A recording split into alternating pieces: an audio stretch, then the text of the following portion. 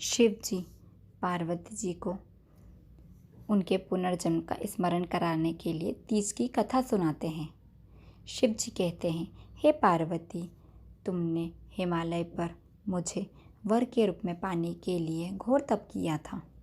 अन्न जल त्याग, पत्ते खाए, सर्दी गर्मी बरसात में कष्ट सहे। तुम्हारे पिता दुखी थे। नारद जी तुम्हारे घर पधारे और कहा, मैं विष्णु जी के भेजने पर आया हूँ। वह आपकी कन्या से प्रसन्न होकर विवाह करना चाहते हैं। आपकी राय बताएं। पर्वतराज प्रसन्नता से तुम्हारा विवाह विष्णु जी से करने को तैयार हो गए। नारद जी ने विष्णु जी को यह शुभ समाचार सुना दिया, पर जब तुम्हें यह पता चला तो तुम्हें बड़ा दुख हुआ। तुम मुझे मन से अपना पति मान चुकी थी। तुमने अपने मन की बात सहेली को बताई।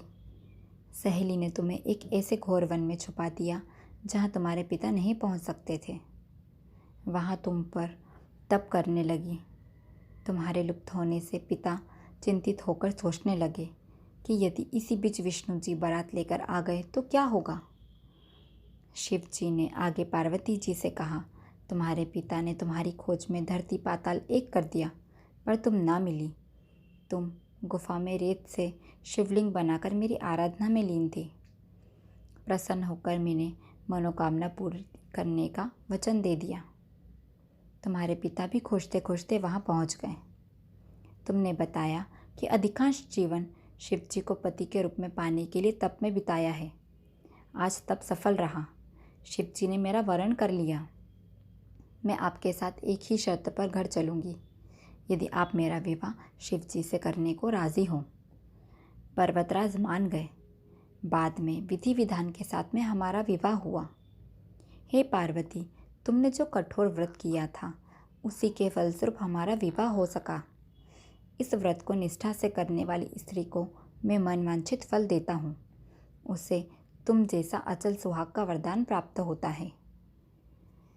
हरियाली तीज के दिन विवाहित महिलाएं अपनी स्त्री की दीर्घायु के लिए व्रत रखती हैं।